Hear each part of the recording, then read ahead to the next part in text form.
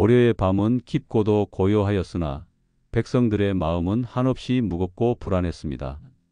때는 몽골, 즉 원나라의 막강한 힘 앞에 무릎 꿇었던 대몽항쟁 이후의 시기였습니다. 고려는 명목상 독립국이었으나 실질적으로는 원나라의 부마국으로서 그들의 압제와 요구를 거부할 수 없는 처지였습니다. 끊임없이 이어지는 가혹한 조공 요구와 함께 그 중에서도 가장 참혹한 것은 바로 공려였습니다. 공려는 단순한 인적 자원의 상납을 넘어 한 나라의 국격과 백성의 존엄을 짓밟는 치욕의 상징이었습니다. 이 비극의 시기, 고려의 왕들은 이름 앞에 충이라는 글자를 달아야 했습니다. 충렬왕, 충선왕, 충숙왕, 충혜왕, 충목왕, 충정왕 등 원나라에 충성한다는 의미를 담은 묘호를 부여받은 왕들이 연이어 왕위에 올랐습니다. 이들은 원나라 황실의 공주와 결혼하여 부마국의 왕이 되었지만 이는 영광이 아니라 굴욕이었습니다. 왕들은 자신의 나라를 온전히 지키지 못하고 오히려 원나라의 꼭두각시처럼 행동해야 하는 비참한 처지에 놓였습니다. 이러한 무력한 왕들 아래에서 백성들의 삶은 더욱더 고통스러워질 수밖에 없었습니다. 원나라의 간섭은 왕실의 혼인에만 그치지 않았습니다.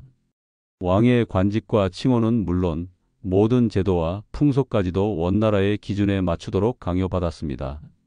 나라의 최고 권력자인 왕조차도 원나라의 허락 없이는 왕위를 유지하기 힘들었으며 때로는 원나라로 끌려가 오랜 기간 억류되기도 했습니다. 원나라는 고려를 끊임없이 수탈했습니다. 금, 은, 인삼, 비단 등 값비싼 곡물은 물론 매년 막대한 양의 곡식과 특산물을 요구했습니다. 하지만 그 중에서도 가장 잔혹하고 가혹했던 것은 바로 인신조공, 즉 공려였습니다. 원나라의 황제와 귀족들은 고려 여인의 미모와 기품을 높이 평가했고 끊임없이 공려를 요구했습니다. 공려 차출은 1275년 충렬왕 1년부터 시작되어 1355년 공민왕 4년까지 50여 차례에 걸쳐 공식적으로 176명의 공려가 바쳐졌다고 기록되어 있지만 비공식적으로는 훨씬 더 많은 수의 여인들이 원나라로 끌려갔을 것으로 추정됩니다. 이 숫자는 단순한 통계가 아니라 수백, 수천 가정이 겪은 끔찍한 비극의 총합이었습니다. 수많은 백성이 공포에 떨며 매일 밤을 지새웠습니다. 13살에서 16살 사이의 꽃다운 나이의 처녀들을 대상으로 한 이 인신조공은 한 나라의 존립을 위협하는 것만큼이나 백성들의 삶을 송두리째 무너뜨렸습니다. 공려로 뽑히게 되면 그녀의 삶은 물론 가족 전체의 운명까지도 한순간에 뒤바뀌었습니다. 그녀들은 단순한 조공품이 아니라 고려라는 나라의 정체성을 깎아내리는 비극적인 상징이었습니다. 원나라의 공려 요구가 있을 때마다 고려 왕실은 과부처녀 추고 별감이라는 특별 관청을 설치했습니다. 이 관청의 관리들은 원나라의 요구를 채우기 위해 전국을 돌며 처녀들을 강제로 색출했습니다. 그들의 검은 손은 마을 구석구석을 샅샅이 뒤졌고 미모의 처녀를 찾아내기 위해 온갖 잔혹한 방법을 동원했습니다. 공려 차출 소식이 들려올 때마다 온 마을에는 통곡 소리가 끊이지 않았습니다. 부모들은 사랑하는 딸을 숨기기 위해 온갖 수단을 동원해야 했습니다. 어떤 집에서는 어린 딸의 머리를 깎아 남장시키기도 하고 일부러 병이 든 것처럼 꾸미기도 했습니다. 심지어는 이른 나이에 서둘러 혼례를 올려 혼인한 몸으로 만들고자 하는 비극적인 풍습까지 생겨났습니다. 조혼 풍습은 이 시기에 급격히 확산되었는데 이는 원나라가 기혼 여성은 공려로 뽑지 않는다는 점을 이용한 처절한 몸부림이었습니다. 그러나 이마저도 근본적인 해결책은 되지 못했습니다. 일부 부녀자들은 공려로 끌려가는 치욕을 피하기 위해 스스로 목숨을 끊는 극단적인 선택을 하기도 했습니다. 이 모든 노력은 오직 한 가지, 원나라로 끌려가는 것을 막기 위함이었습니다. 하지만 원나라 사신들의 눈을 피하기란 하늘의 별 따기만큼이나 어려웠습니다. 그들의 검은 손은 마을 구석구석을 샅샅이 뒤졌고 미모의 처녀를 찾아내기 위해 온갖 잔혹한 방법을 동원했습니다. 공녀로 지목되면 그녀는 이전에 어떤 신분이었던 상관없이 모든 것을 버리고 떠나야 했습니다.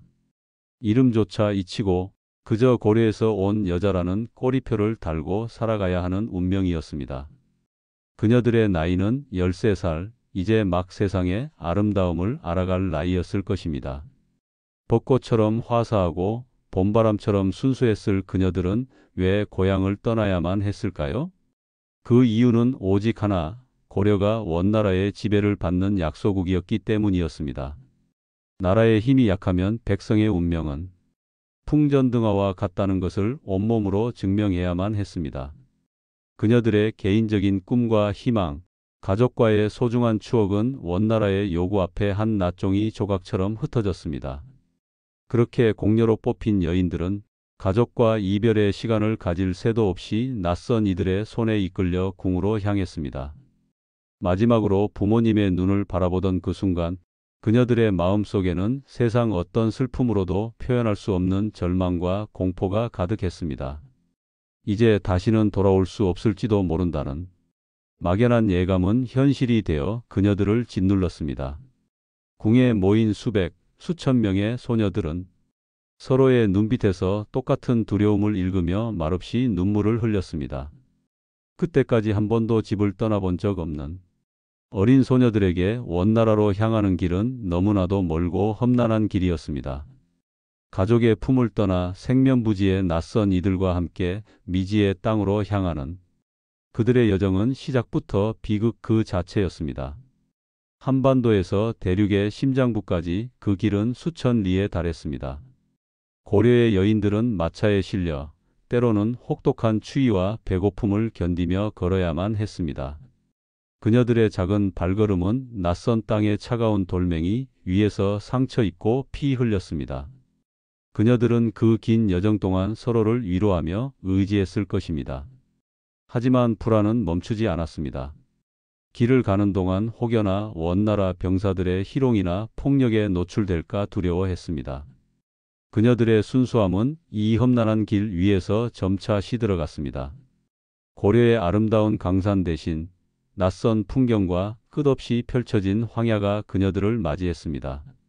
그들이 지나온 길 위에는 오직 눈물과 한숨만이 가득했습니다. 이 긴 여정은 한 달에서 2달 이상이 걸리는 고난의 행군이었습니다. 병에 걸려도 제대로 된 치료를 받지 못했고 그저 쓰러진 채 방치되는 일도 다반사였습니다. 영양실조와 피로에 시달리던 어린 소녀들은 낯선 땅에서 눈을 감아야 했습니다. 아무도 그들의 이름을 기억해 주지 않았습니다. 그녀들이 원나라로 끌려가던 길은 눈물의 길이라 불려도 손색이 없었습니다. 마침내 원나라 수도인데도 지금의 베이징에 도착했을 때 그녀들은 또 다른 좌절을 경험했습니다. 거대한 원나라 궁궐은 그녀들의 고향과는 비교할 수 없을 정도로 웅장하고 화려했지만 그 속에서 그녀들은 한낱 미물과 같은 존재였습니다. 도착과 동시에 그녀들은 다시 한번 원나라 관리들의 엄격한 심사를 받아야 했습니다. 이 과정에서 그녀들은 옷을 벗고 몸을 구석구석 검사당하는 수치를 겪어야 했고 원나라 궁궐의 하녀나 후궁으로 팔려가기 위해 등급이 매겨졌습니다. 공녀의 운명은 여기서부터 또다시 갈라졌습니다. 극히 일부는 황제의 총애를 받아 신분 상승을 이루기도 했습니다. 대표적인 인물이 바로 기왕후였습니다. 그녀는 원나라 순제의 황후가 되어 막강한 권력을 누렸고 고려에 자신의 영향력을 행사하기도 했습니다. 그녀의 오빠인 기철은 고려에서 권세를 휘두르며 공민왕과 대립했고 이는 고려 사회에 큰 혼란을 가져왔습니다. 기왕후의 이야기는 수많은 공녀들의 비극적인 운명 속에서 핀 한 송이의 장미와 같았습니다. 대다수의 공녀들은 황후의 꿈을 꾸기는커녕 그저 살아남기 위해 매일매일 처절하게 몸부림쳐야 했습니다. 기왕후와 같은 성공 사례는 오히려 평범한 공녀들의 비극을 더욱 부각시키는 역설적인 현실이었습니다. 대부분의 공녀들은 궁궐의 허드레질을 하는 노비나 하녀로 전락했습니다. 그녀들의 삶은 그저 원나라의 소모품이 되어버린 것이었습니다. 원나라 궁궐에서 공녀들의 삶은 이루 말할 수 없이 비참했습니다. 그들의 고향인 고려와는 완전히 다른 언어와 문화, 그리고 생활 방식에 적응하는 것은 매우 힘든 일이었습니다. 고려에서 소중히 길러진 그녀들이었지만 원나라 궁궐에서는 매일 아침 해가 뜨기 전부터 밤늦도록 고된 노동에 시달려야 했습니다. 바닥을 닦고 빨래를 하며 귀족들의 시중을 드는 일은 끝이 없었습니다. 그녀들은 혹독한 추위 속에서 맨손으로 차가운 물에 손을 담가야 했고 작은 실수라도 저지르면 가차없이 매질을 당했습니다. 그녀들은 원나라 궁궐의 차가운 바람 속에서 매일 밤 고향을 그리며 눈물을 흘렸을 것입니다. 어머니의 따뜻한 손길과 아버지의 든든한 품이 사무치게 그리웠을 것입니다. 특히나 어린 나이에 끌려온 13살 소녀들에게 이러한 삶은 감당하기 힘든 고통이었습니다. 아직 몸과 마음이 채 여물지 못한 어린 소녀들은 병에 걸리기 쉽고 혹독한 궁궐 생활을 견디지 못하고 쓰러져 갔습니다. 그녀들의 죽음은 아무도 기억해 주지 않는 외로운 죽음이었습니다. 원나라 궁궐의 차디찬 땅에 묻힌 그녀들의 너큰 영원히 고향으로 돌아가지 못하고 그 땅을 떠돌게 되었습니다. 원나라 궁궐은 그녀들에게 화려한 금빛 감옥과도 같았습니다. 겉보기에는 번지르르했지만 그 안에는 자유와 희망이 없는 절망만이 가득했습니다.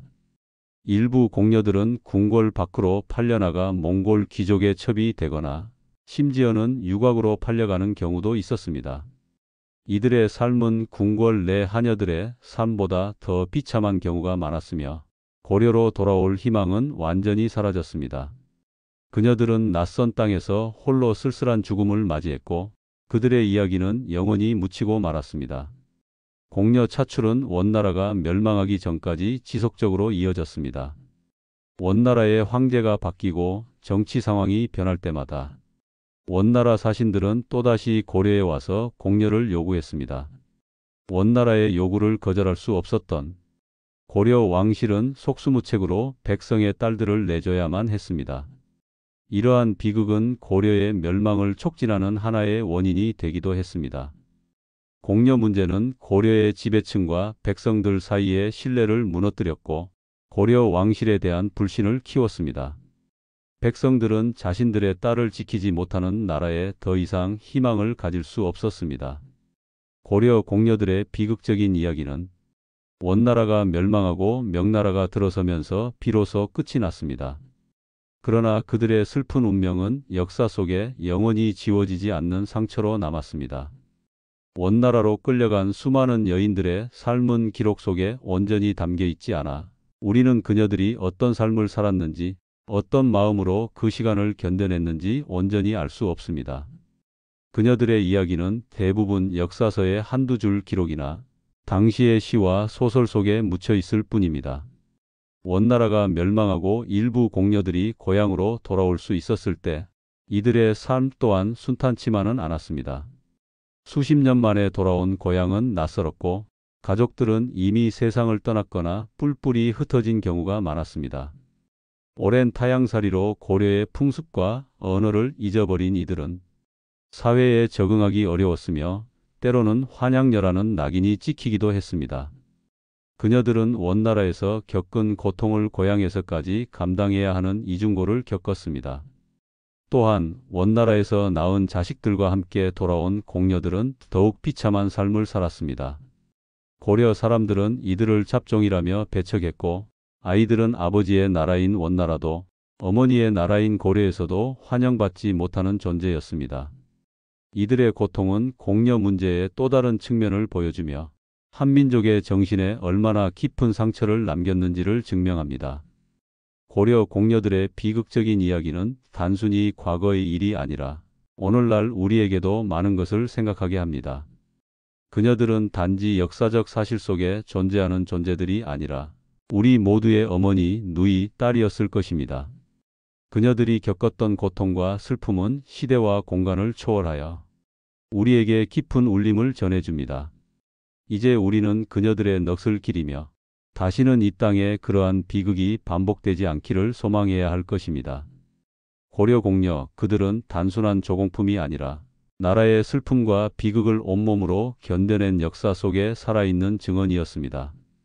이 땅의 모든 여성들이 존중받고 사랑받으며 살아갈 수 있는 세상. 그것이 바로 그녀들의 희생을 헛되이 하지 않는 길일 것입니다.